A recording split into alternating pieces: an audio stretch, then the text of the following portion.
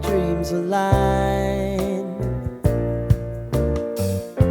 Sign me up and tell me about the people that you know who are trying to feel alive.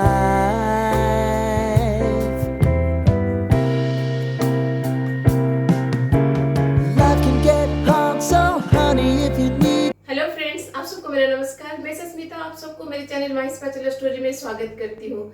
आज मैं आपके साथ share करूंगी एक Italian recipe जो कि छोटे बड़े सबको बहुत पसंद आता है, जिसका नाम सुनते ही बच्चे तो खिल उठते हैं। वो है पास्ता।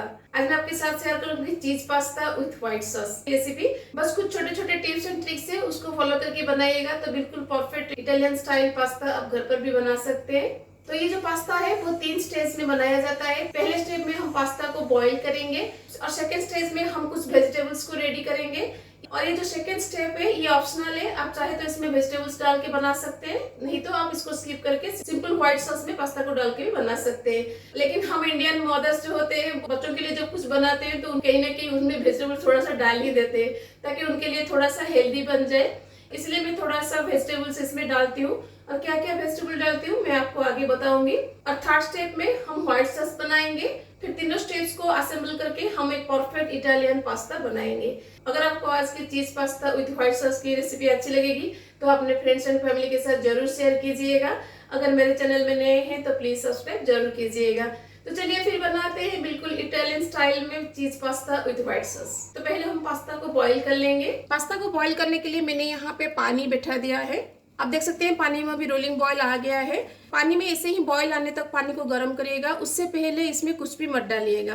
तो पानी का अमाउंट आपको कैसे पता चलेगा? जो भी पास्ता आप लेंगे उसके पैकेट के पीछे इंस्ट्रक्शन लिखा होता है और वही पर्टिकुलर पास्ता के लिए कितना पानी चाहिए उसमें भी लिखा होता है। तो जो पास्ता मैंने आज लिया है वो आटा का पास्ता है, जिसे पेने पास्ता कहा जाता है। तो आज मैं 400 ग्राम पास्ता बनाऊंगी, इसीलिए मैंने यहाँ पे 4 लीटर पानी लिया है। तो आप जितना पास्ता बनाएंगे उसके हिसाब से पानी का अमाउंट यहाँ पे लीजिएगा। तो अब इसमें हम डाल देंगे नमक। नमक पानी के अमाउंट के हिसाब से यहाँ पे डालिएगा, क्योंकि इस पानी को हम डिस्कार्ड कर देंगे। इसीलिए अगर आप यहाँ पे कम नमक डाल देंगे तो पास्ता अंदर से बहुत फीका लगेगा। अब पानी में हम डाल देंगे 1 टेबल स्पून ऑयल। ज़्यादा ऑयल मत डालिएगा, 1 टेबल स्पून ही डालिएगा। अब इसमें हम पास्ता को डाल देंगे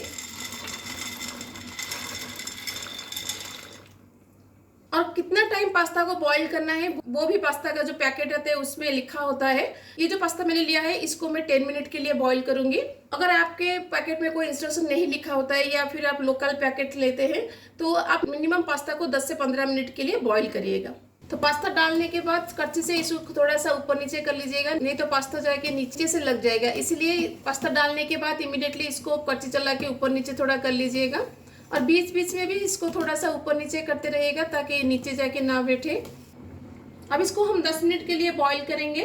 पास्ता को बॉईल करते हुए 10 मिनट हो गया है। अब हम चेक करेंगे कि पास्ता अच्छे से बॉईल हुआ कि नहीं हुआ है। एक पास्ता प्लेट में इसे लीजिएगा और नाइफ से इसको बीच में से कट लगाइएगा। अगर ये इमीडिएटली से कट हो जाता है तो इसका मतलब है आपका पास्ता अच्छे से बॉईल हुआ है। तो अब मैं गैस को बंद कर दूंगी और पास्ता को इमीडिएटली हम स्ट्रेन आउट कर लेंगे।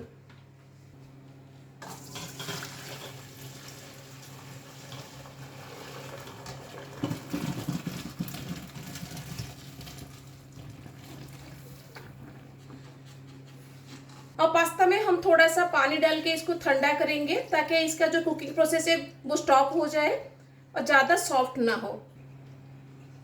और ये जो स्टॉक है इसमें से मैं थोड़ा सा स्टॉक रख दूंगी, क्योंकि जब हम व्हाइट सॉस बनाएंगे उसमें हम इसको डालेंगे और बाकी का आप डिस्कार्ड कर सकते हैं। कुक करने के लिए पास्ता हमारा रेडी है। चलिए हम वेजिटेबल्स को रेडी करते हैं। वेजिटेबल्स को हम डीप फ्राई नहीं करेंगे, बस थोड़ा सा हम उसको रोस्ट करेंगे तेल में। तो इसलिए मैं यहाँ पे लूंगी 1 टेबल स्पून ऑयल और उसके साथ मैं यहाँ पे डाल दूंगी 1 टेबल स्पून बटर। आप चाहे तो खाली तेल या फिर खाली बटर से भी इसको बना सकते हैं। अब इसमें मैं डाल दूंगी 2 table spoon chopped garlic. Garlic इसमें थोड़ा सा ज़्यादा यूज होता है क्योंकि गार्लिक का फ्लेवर पास्ता में बहुत अच्छा लगता है। बस 10 से 12 सेकंड के लिए हम इसको कुक करेंगे ताकि इसका जो रॉ स्मेल है वो चला जाए, लेकिन इसका कलर चेंज ना हो। तो गार्लिक को कुक करते हुए 10 से 12 सेकंड हो गया है। अब इसमें हम डाल देंगे अनियन। तो पास्ता में मैं ये सारे वेजिटेबल्स डालूंगी जिसको मैंने ऐसे क्यूब कट करके लिया है। तो आप देख सकते हैं मैंने यहाँ पे ब्रोकोली लिया है, red bell pepper, yellow bell pepper, capsicum and corn. आप चाहे तो इसमें आप मशरूम डाल के भी बना सकते हैं, या फिर टोफू डाल के भी बना सकते हैं, या फिर गाजर डाल के भी बना सकते हैं। तो ये जो वेजिटेबल्स है आप अपने पसंद के हिसाब से ले सकते हैं, लेकिन मेरे पास इतना वेजिटेबल अवेलेबल था तो मैं ये सब डाल रही हूँ। ये अभी थोड़ा सा ट्रांसलूसेंट हो गया है। अब इसमें हम सारे वेजिटेबल्स को डाल देंगे। तो पहले मैं इसमें डाल दूंगी कॉर्न, ऑल कैप्सिकम्स,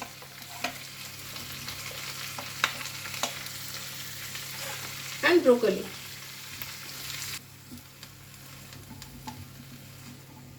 अब वेजिटेबल्स पे हम डाल देंगे नमक अकॉर्डिंग टू योर टेस्ट। ज़्यादा नमक मत डालिएगा क्योंकि हमने पास्ता को बॉईल करते टाइम नमक डाला है, और व्हाइट सॉस में भी नमक डालेंगे। और उसके साथ हम यहाँ पे डाल देंगे थोड़ा सा ब्लैक पेपर पाउडर। तो सारे वेजिटेबल्स को हमें यहाँ पे ओवर कुक नहीं करना है, क्योंकि इन सारे वेजिटेबल का क्रंचीनेस पास्ता में अच्छा लगता है। तो वेजिटेबल को पकाते हुए 4 से 5 मिनट हो गया है। तो हमारा वेजिटेबल्स रेडी है। चलिए हम थर्ड स्टेप को जाते हैं, जिसमें हम पास्ता के लिए व्हाइट सॉस को रेडी करेंगे। 400 ग्राम पास्ता के लिए जितना हम व्हाइट क्रीम बनाएंगे उसके लिए मैं यहाँ पे लूँगी 4 टेबलस्पून बटर। तो बटर में अब मैं डाल दूंगी मैदा। जितना बटर आप लेंगे उतना ही मैदा लीजिएगा। तो मैंने 4 टेबलस्पून बटर लिया है, इसलिए मैं इसमें डाल दूंगी 4 टेबलस्पून मैदा। मैदा को बटर में हम अच्छे से मिक्स कर देंगे। गैस के फ्लेम को यहाँ पे मीडियम रखिएगा, हाई मत करिएगा, नहीं तो बटर जल जाएगा। मैदा को तब तक कुक करिएगा जब तक इसमें से छाग ऊपर नहीं आ जाता। अब हम मैदा को बटर के साथ 4 से 5 मिनट के लिए कुक करेंगे। ऐसे ही जब तक फोम ऊपर नहीं आता है तब तक मैदा को कुक करिएगा। अब मैदा में हम दूध को डालेंगे। तो दूध को मैदा में मिक्स करने के लिए हमेशा ऐसे व्हिस्कर को यूज करिएगा, इससे मैदा में क्रम्बल नहीं आता है। और दूसरी इंपॉर्टेंट चीज यहाँ पे ये है कि जो मिल्क जो हम यहाँ पे यूज करेंगे वो मिल्क आइदर चिल्ड रहना चाहिए, नहीं तो रूम टेम्परेचर में रहना चाहिए। गर्म मिल्क बिल्कुल भी यूज मत करिएगा। अगर आप गर्म मिल्क यूज कर देंगे तो मैदा में क्रम्बल आ जाएगा। एक हाथ से मिल्क को ऐड करिएगा और दूसरे हाथ से इसको चलाते रहिएगा। ऐसे करने से मैदा में क्रम्बल नहीं आता है। आपको पास्ता में कितना क्रीम चाहिए उसके हिसाब से यहाँ पे दूध ऐड करिएगा। तो मैंने यहाँ पे 750 to 800 ml मिल्क यूज किया है। आप देख सकते हैं मैदा अभी कम्प्लीटली मिल्क में मिक्स हो गया है, एक भी क्रम्बल इसमें नहीं है। ऐसे ही मैदा मिल्क में मिक्स होना चाहिए। पहले मैं इसमें डाल दूंगी नमक। ज्यादा नमक मत डालिएगा क्योंकि हमने पास्ता को बॉईल करते टाइम डाला था और वेजिटेबल को भी कुक करते टाइम नमक डाला था। अगर आप सॉल्टेड वाटर यूज करते हैं तो नमक थोड़ा कम यूज करिएगा। अब इसमें हम कुछ इटालियन स्पाइसेस डालेंगे।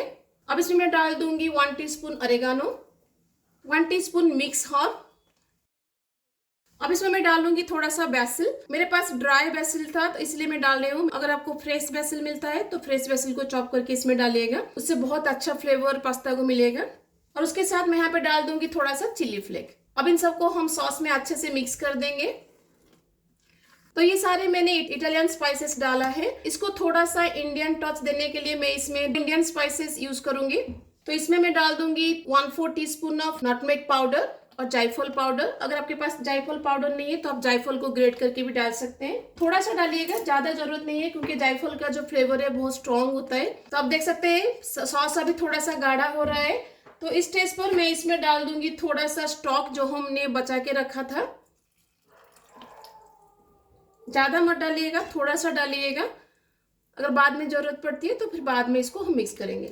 नॉर्मल पानी यहाँ पे यूज मत करिएगा सॉस को पतला करने के लिए, नहीं तो सॉस का जो टेस्ट है वो फीका लगेगा। इधर आप इसमें मिल्क ऐड करके इसको पतला कर सकते हैं, नहीं तो बॉइल पास्ता का जो स्टॉक बचा था उससे भी आप इसको पतला कर सकते हैं। अब इसमें मैं वेजिटेबल्स को ऐड कर दूंगी। अब हम इसमें पास्ता ऐड कर देंगे। आप सोचते होंगे कि मैंने इतना सारा पास्ता क्यों बनाया है। आज मेरी बेटी के फ्रेंड्स आ रहे हैं इसलिए मैंने थोड़ा ज़्यादा अमाउंट यहाँ पे बनाया है। इतना भी पास्ता बनाओ अगर घर में बच्चे हैं तो वो कम पड़ जाता है। अब इसको हम 4 से 5 मिनट के लिए कुक करेंगे ताकि सॉस पास्ता के ऊपर अच्छे से कोट हो सके। और कितना अच्छे से सॉस पास्ता के ऊपर कोट हुआ है आप देख सकते हैं। अब हम एंड में डालेंगे बच्चों का सबसे फेवरेट वो है चीज। तो मैंने यहाँ पे मोज़रेला चीज को ग्रेट करके लिया है, इसको मैं डाल दूंगी।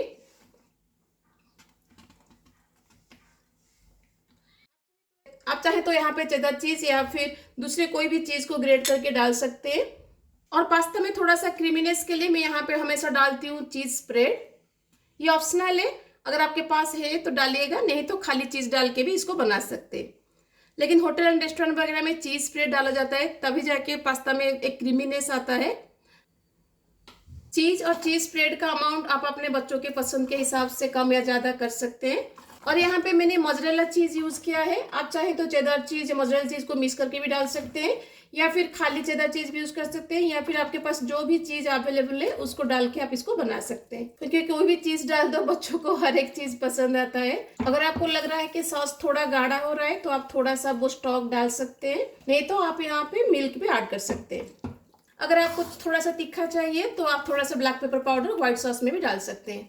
आप देख सकते हैं पास्ता अब हमारा कितना क्रीमी एंड जूसी बना है, और मोज़रेला चीज़ की वजह से इसमें स्ट्रिंग्स भी आ रहे हैं, तो ये बच्चों को बहुत पसंद आता है। एक बार घर में ज़रूर ट्राई कीजिएगा। अब इसमें मैं डाल दूंगी ऑलिव, अगर आपके पास है तो ऑलिव डालिएगा, नहीं तो आप स्किप कर सकते हैं। ऑलिव को कुक होने में ज़्यादा टाइम नहीं लगता है, जितना टाइम में चीज़ मेल्ट होगा उतना टाइम में ही ऑलिव कुक हो जाएगा। तो पास्ता को पकाते हुए 4 से 5 मिनट हो गया है। आप देख सकते हैं पहले कितना ज़्यादा स्ट्रिंग्स आ रहा था, अभी कितना कम आ रहा है। इसका मतलब है चीज़ हमारा अच्छे से मेल्ट हो गया है। तो पहले जब आप चीज़ डालेंगे तो उसमें बहुत ज़्यादा स्ट्रिंग्स आएगा, लेकिन आहिस्ता आहिस्ता जब वो मेल्ट होना शुरू होगा तो उसका स्ट्रिंगनेस थोड़ा सा कम होता जाएगा। तब हमारा चीज़ pasta with white sauce ready है। चलिए हम प्लेटिंग करते हैं।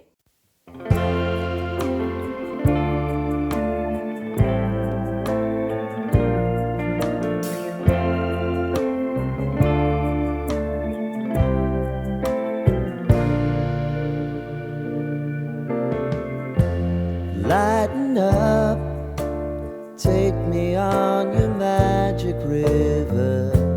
Tell me all your dreams align.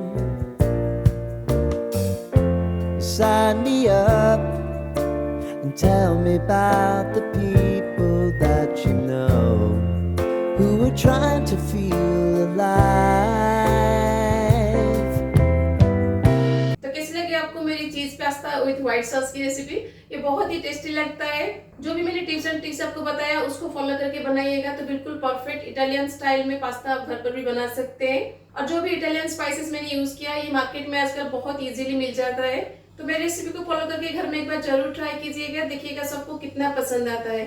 अगर सबको पसंद आएगी तो अपने फ्रेंड्स एंड फैमिली के साथ जरूर शेयर कीजिएगा। अगर मेरे चैनल में नए हैं तो प्लीज सब्सक्राइब जरूर कीजिएगा। तो मिलते हैं और एक रेसिपी के साथ। Till then bye bye, see you, have a good day.